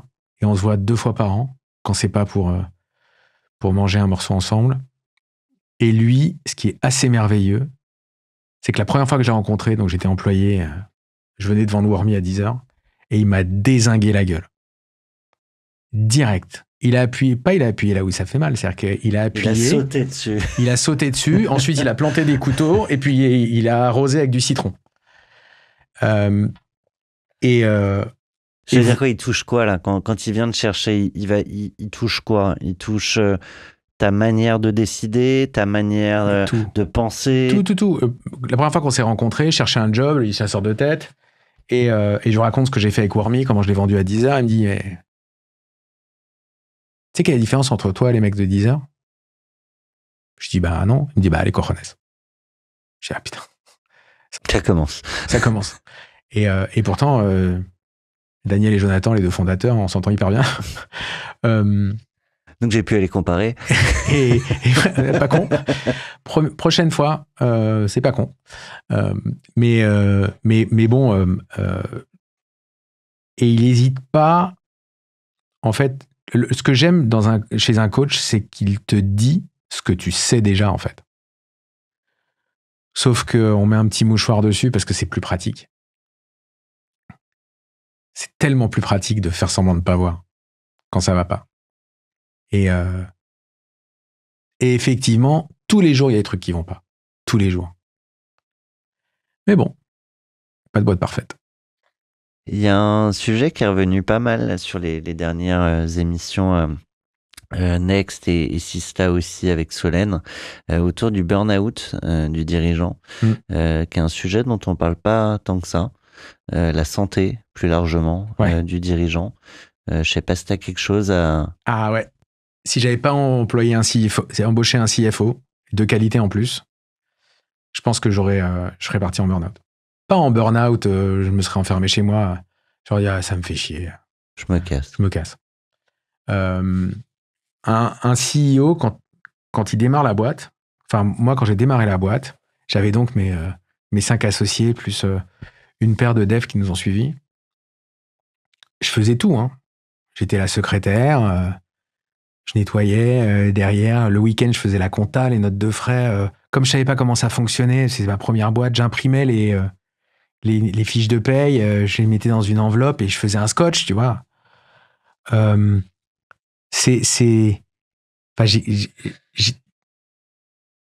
comment te dire d'autre, les premiers revendeurs de produits Libon, de cartes Libon, c'était à Montreuil. Ben, on les a portés nous-mêmes. On n'avait pas une société qui faisait les livraisons, etc. Donc, à un moment, ça fatigue, quoi. Mais je faisais en plus toute la partie finance. Alors, on a travaillé avec des boîtes connues sur des CFO part-time, etc. Puis, on a embauché une contrôleuse de gestion qui est toujours là. Télétravail depuis Toulouse. Puis un CFO full-time. Puis un deuxième contrôleur de gestion ou comptable et aide comptable.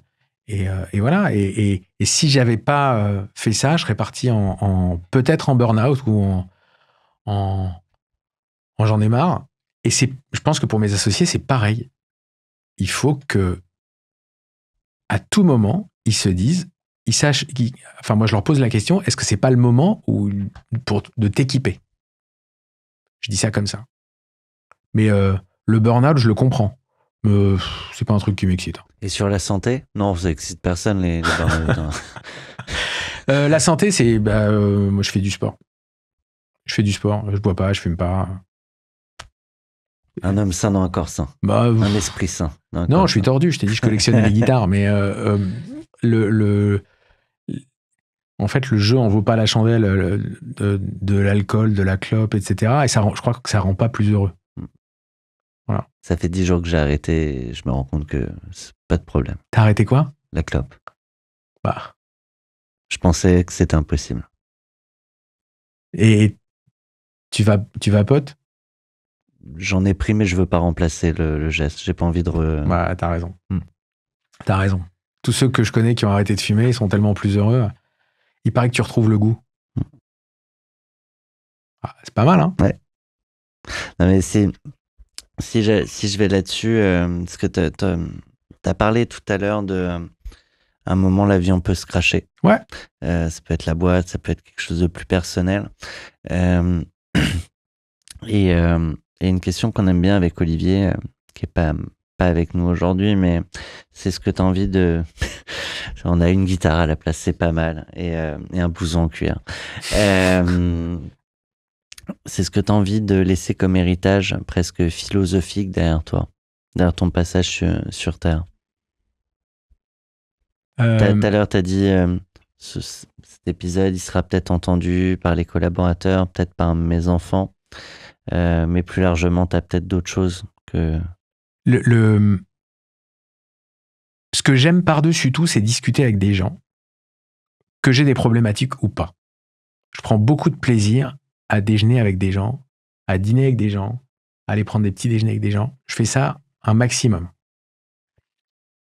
La raison, c'est que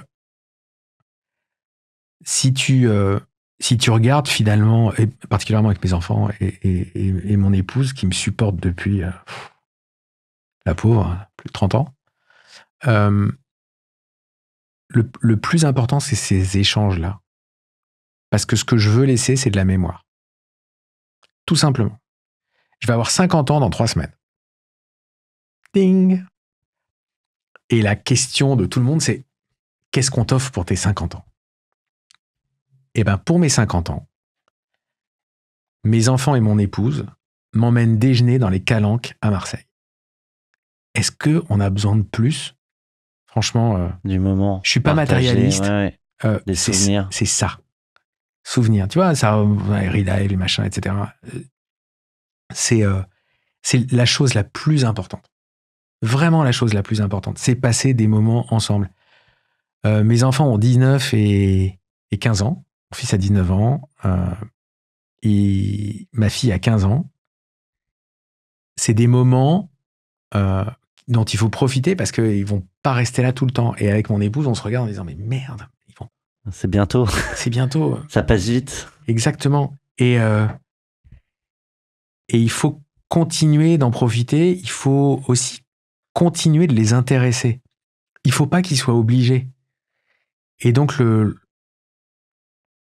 j'aimerais bien que mes enfants se disent, parce que finalement, c'est eux, et mon épouse, le jour où je serai plus là, qu'ils se disent putain, on s'est bien marré. Pas mal.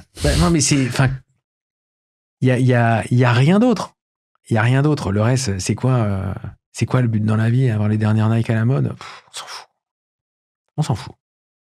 Et c'est un truc qu'on dit beaucoup avec mon épouse. Il y a plein de trucs qu'on n'a pas envie de faire, etc. On s'en fout. Voilà. C'est un peu le leitmotiv. Quand ça nous plaît pas, on s'en fout. C'est un bon...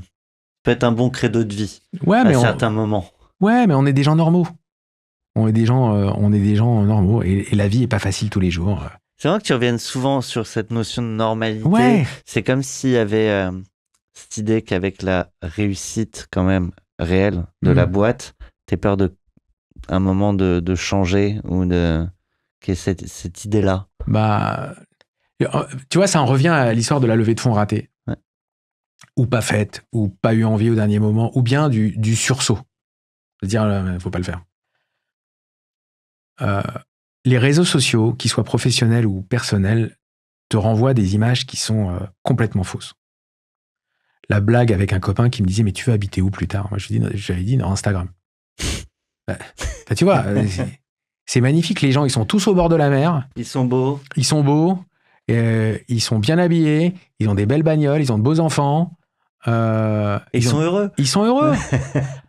Et pareil, tu regardes LinkedIn, ils ont tous levé 550 000 milliards. Et pendant un moment, quand il n'y a pas eu des périodes faciles, mais des périodes difficiles, tu regardes Instagram parce que tu t'emmerdes à un moment. Et tu te dis, mais putain, et moi? Et ça, c'est que des bêtises. C'est que des bêtises. Il faut arriver à prendre du recul et de rester des gens normaux. Je m'en fous. On s'en fout. Il faut le dire avec beaucoup de relâchement. Let it go. On s'en fout. Et c'est un acteur studio, vraiment. Ouais. Acteur studio de Wish. Mais c'est vraiment ça. Et ce que je veux laisser, c'est pas grand-chose. C'est la famille et de montrer aussi que même dans le travail, on peut aimer les gens. Moi, j'aime les gens avec qui je travaille, sinon je travaille pas avec eux. Tout simplement. Et encore une fois, c'est juste normal. C'est juste normal. Ce que vous n'avez peut-être pas entendu derrière vos écouteurs ou derrière vos écrans, selon à quel point les équipes ont réussi à faire la coupe parfaite, c'est qu'on a dû couper parce que j'avais raté une transition. Je cherchais ce dont on parlait avant de lancer nos échanges, et j'ai retrouvé là sur l'après, la réussite, et je t'ai demandé qui pourrait être un repreneur potentiel pour Libon. T'as beaucoup d'entrepreneurs. Tu parlais de Cash Out tout à l'heure, qui est un autre de nos formats où on raconte les sessions de boîte. J'ai adoré celui avec Laurent Potel. Ouais. Laurent, si tu nous Réseau écoutes, Car. j'ai adoré. Ouais, alors j'invite à écouter son épisode, et puis tous les autres. C'est une petite pépite, ce format aussi. Mais du coup, c'est une question que vous ne vous posez pas. Tu vois, sur l'après, et notamment, un jour, vous serez peut-être plus là avec tes associés. Sans dire que vous vieillissez, c'était pas mon propos. Si, mais inévitablement, on vieillit tous, hein, et c'est normal. Sens de la vie. Et après, on s'en fout ou pas, mais en tout cas, c'est comme ça. Et donc, faut potentiellement préparer aussi l'après. Ça peut être les équipes, ça peut être les enfants, ça peut être... J'ai pas de repreneur en tête. On a un métier qui est très particulier, parce qu'il n'est pas B2B, parce qu'il n'est pas SaaS, et qu'on n'est pas dans le canon des startups aujourd'hui. Et c'est en ça d'ailleurs que le French Tech 120 est vachement bien fait, parce qu'on ne regarde pas que ça, que les levées de fonds. Et j'avais été invité par la French Tech Bordeaux à faire la fermeture de leur grand raout l'année dernière, ou il y a 2 ans. J'avais une grande salle avec 700 ou 800 personnes, et je leur avais expliqué qu'une boîte qui marche, c'est pas une boîte qui lève des fonds, c'est une boîte qui marche. Non mais, je suis spécialiste du défonçage de portes ouvertes. Il faut un truc qui filme, quoi. Bah ouais. Orelsan. Mais non, mais c'est exactement ça. C'est parfois, il faut défoncer des portes ouvertes pour remettre un peu l'église au centre du village. Ce que j'avais fait. Je sais pas de quoi demain sera fait. Personne ne sait. Comme disait un philosophe célèbre, Gérard Jugnot, j'ai pas fait de planning. Donc j'ai pas fait de planning. Peut-être qu'un jour j'arrêterai. C'est vraiment que pour quelqu'un d'aussi analytique que toi, comme tu te décrivais tout à l'heure, t'es pas le plan. Non. Là-dessus. Parce que les plans, ils marchent pas. T'as un adage qui dit l'homme prévoit, Dieu rit. Ouais. Ça va pas être loin. Je pense qu'il a beaucoup d'humour. S'il est là. S'il existe. Ouais. Et donc, j'ai pas fait de planning parce que autant avec un ordinateur, tu peux te dire voilà comment ça va se résoudre. Avec l'homme, tu ne peux pas. L'humain, par essence, c'est impossible de prévoir ce que l'humain va faire. Et donc, je n'ai absolument pas fait de planning. On verra. Je me remets en question souvent en tant que CEO de la boîte. Souvent. Parce que c'est naturel. Et qu'à mon sens, c'est obligatoire. Donc, je ne sais pas. Je ne vois pas qui pourrait racheter la boîte aujourd'hui. Je ne sais même pas si j'aurais envie de la vendre. Je ne sais pas, en fait. Je ne sais pas. C'est fou, hein? Des fois, on n'est pas obligé de savoir et d'avoir une réponse à tout. Non, mais c'est vrai. Parfois, on est... Parfois, on fait des... Alors, on a des rituels dans la boîte. À 14h, tous les mardis, il y a des mots data. Voilà ce qu'on a fait le mois dernier ou pendant la semaine dernière. Voilà les choses qui ont bien marché, voilà les choses qui n'ont pas marché. Le marketing, de temps en temps, vient en parler. Parfois, c'est la technique qui vient, parfois, c'est le produit, etc. Et parfois, c'est moi qui donne des nouvelles et je dis, si vous avez des questions, posez-les. Il y a certains qui posent des questions et parfois, je dis, je sais pas. Et il y avait un type génial chez Orange, qui bosse plus chez Orange, qui s'appelle Georges Naon. Et Georges, c'était le patron d'Orange. Ils avaient un bureau, un lab dans la Silicon Valley. Georges connaissait Dieu et diable chez Microsoft, Apple, etc. Et c'est un puits de science. Il publie tout le jour des articles dans le Figaro, des choses comme ça. Et Georges, un jour, m'avait dit, il avait voulu m'embaucher d'ailleurs là-bas en Silicon Valley, et on n'était pas tombés d'accord. Peut-être parce que j'avais une grande gueule. Et il me disait, Julien, on ne sait pas ce qu'on ne sait pas. Et ça, je le sais. Mais ça, évidemment, tu sais. Et voilà, donc on ne sait pas ce qu'on ne sait pas. Bon, ben voilà, c'est le dictateur Sacha Baron Cohen qui dit « Let's agree to disagree ». On ne sait pas. Donc parfois, je dis que je ne sais pas. Est-ce que tu saurais nous partager une data étonnante issue de tout ce que vous pouvez brasser comme données? Un apprentissage, t'as le chiffre étonnant. Je sais pas. Je sais pas. Non, mais il y a plein de choses qui se passent tous les jours. Et tu dois, quand on me pose des questions comme ça, je réfléchis entre ce que je peux dire, Ouais. ce qui fait du sens, et ce qui fait du sens surtout sorti de son contexte. Je ne sais pas. Ok. Je ne sais pas ce qui fait du sens. Potentiellement, on a toujours le temps de la penser, d'expliquer s'il y a besoin de mettre du contexte. Ouais, mais je crois qu'il n'y a pas de...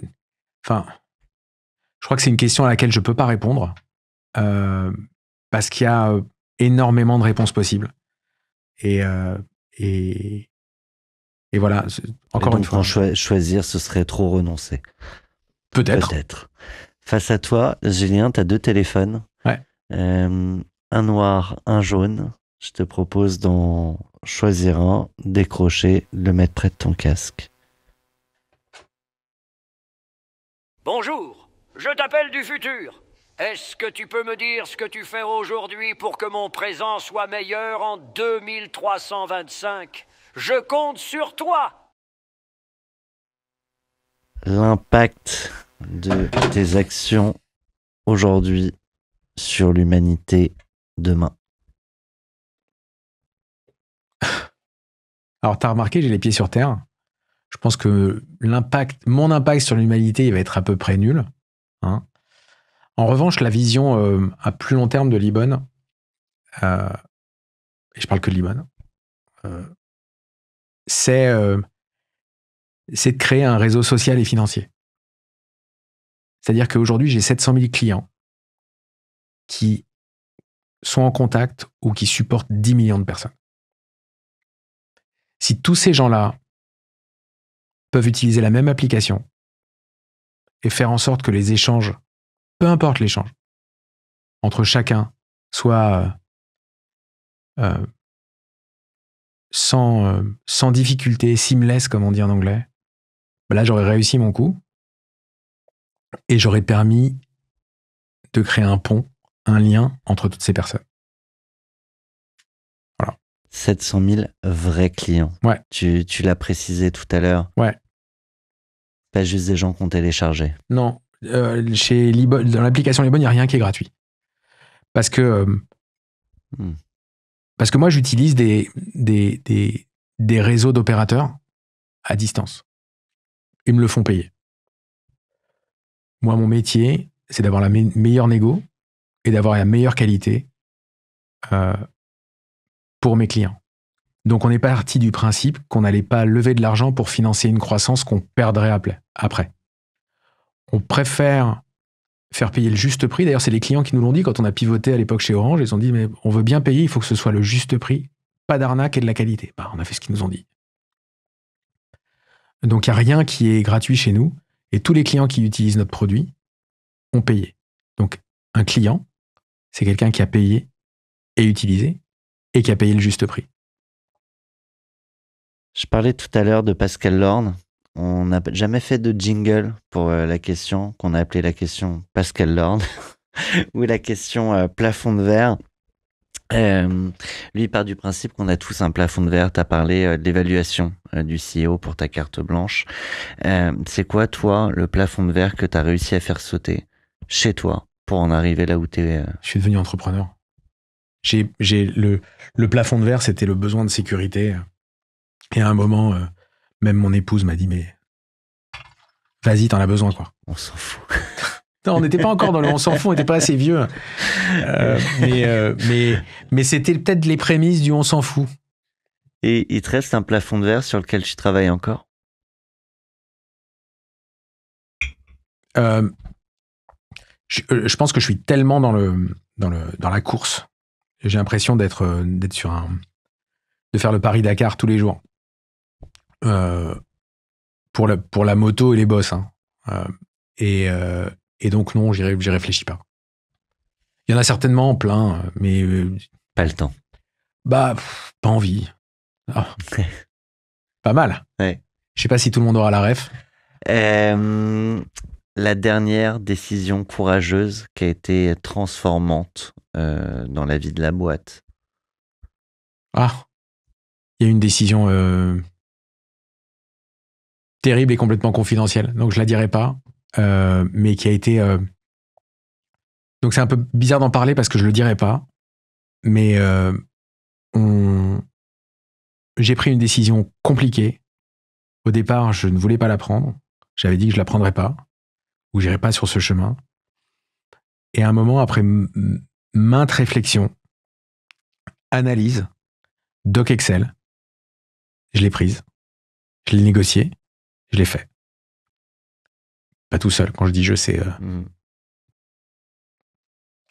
Mais... Je pense qu'on s'en fout de savoir de quoi il s'agit. Ce qui est intéressant, c'est... S'en fout. Non. Mais non, ce qui est intéressant, c'est... Parce que je sens que ça te trotte encore.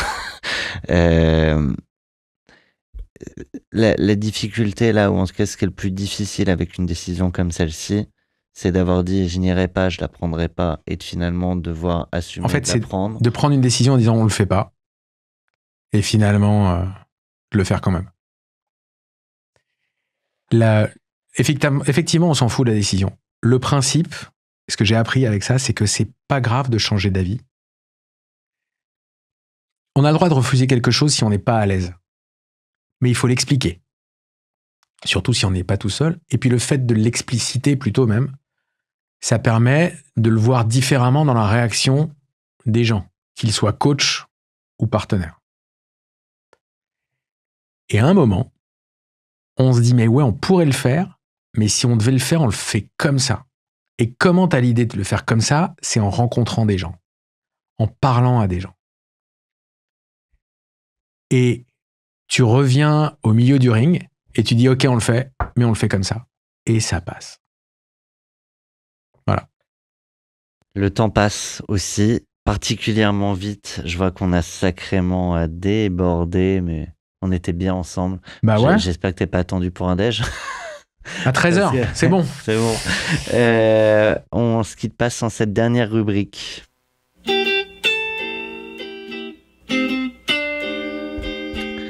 Tu m'as dit, je suis pas un homme de réseau, d'entrepreneur. Je passe pas ma vie aux côtés de mes pairs. Non. Donc, j'ai pas forcément de sista. Mais tu m'as parlé quand même d'une femme. Formidable. Qui, indirectement, qui est pas entrepreneur, qui a pas sa boîte, mais une dirigeante. Ah ouais. Donc, je te propose de nous parler d'elle. On l'invitera. Je serais curieux d'entendre ce qu'elle pourrait nous partager. Donc, je te laisse nous dire qui c'est, éventuellement lui poser une question, parce que si elle veut bien venir au studio, on aura le plaisir de lui partager ta question. Enfin, pour moi, c'est une entrepreneure à part entière. C'est Marie-Noëlle Gégaud-Lavessière. Marie-Noëlle est directrice générale adjointe du groupe Orange. Elle s'occupe de l'Europe. C'est la patronne de l'Europe. Donc Orange est présent dans plein de pays en Europe. Et Marie-Noëlle, c'est la personne qui, en 2017, quand il s'est agi d'arrêter Libon, m'a dit va trouver des fonds, on te le vend. C'est la personne qui a pas choisi la facilité. La facilité, c'est de dire non, on arrête. Et puis, Julien, t'es employé de la maison, tu vas te trouver un autre job. Pas du tout. Marie-Noëlle, c'est quelqu'un qui m'a fait confiance en disant, je suis sûr, en se disant, c'est risqué, mais je suis sûr que si spin-off, c'est jouable. C'est jouable et en plus, ça va rapporter au groupe Orange. Ce qui est le cas. On a un gros client d'Orange aujourd'hui. Ouais. Et elle a pris cette décision, et je pense qu'il y a beaucoup de gens qui ont dû la regarder de travers. J'en suis même assez certain. Et elle n'a pas dérogé. On se parle de temps en temps, 2 fois par an, où on se voit, où on dîne. Et à chaque fois, elle prend des nouvelles. Et à chaque fois, elle me demande s'il y a un problème et comment elle peut m'aider s'il y a un problème. Et ça, c'est assez formidable. Quelqu'un qui a fait toute sa carrière, je crois, chez Orange, qui est au board de pas mal de grands groupes et qui est au board d'Orange, en tout cas qui est au COMEX et qui est une femme formidable. Voilà. Une question que toi, t'aimerais lui poser?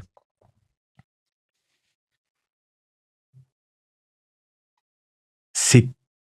Pas la question facile. Hein. Non, c'est...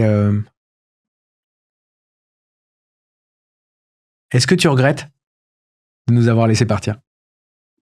Ah, j'adore. Voilà. J'adore. Eh ben, j'espère qu'on pourra lui poser et qu'elle pourra y répondre. Ouais. En tout cas, elle est la bienvenue. Écoute, je te propose plutôt qu'on mette un générique de fin. Tu prennes la guitare? Oh. Allez, s'il te plaît. Oh. Et si t'aimes vraiment pas ce qui se passe, on pourra couper. Et donc, auquel cas, je remercie tout le monde de nous suivre. Si vous n'êtes pas abonné à notre chaîne YouTube, maintenant tous les formats sont disponibles en vidéo, que ce soit 40 nuances de Next, Cash Out. Donc n'hésitez pas, tu chantes aussi? Non. Allez. Allez.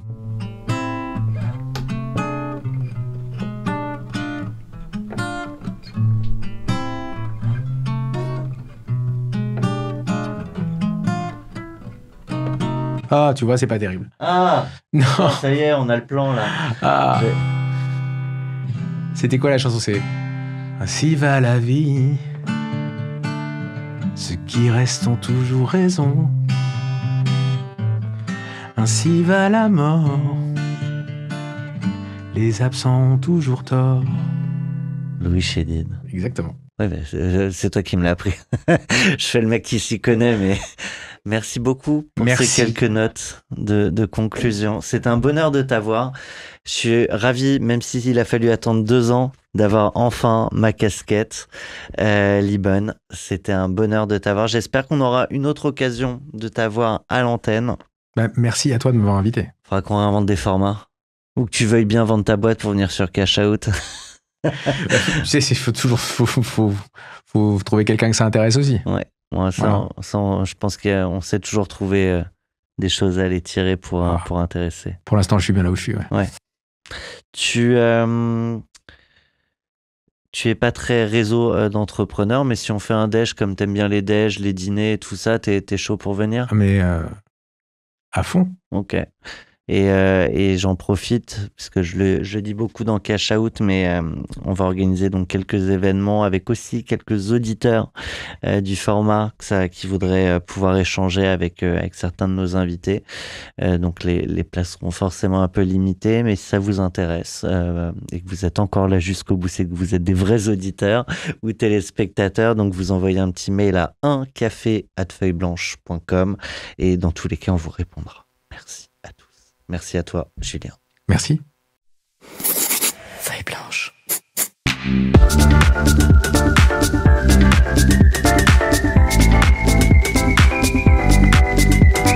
« 40 nuances de Next ».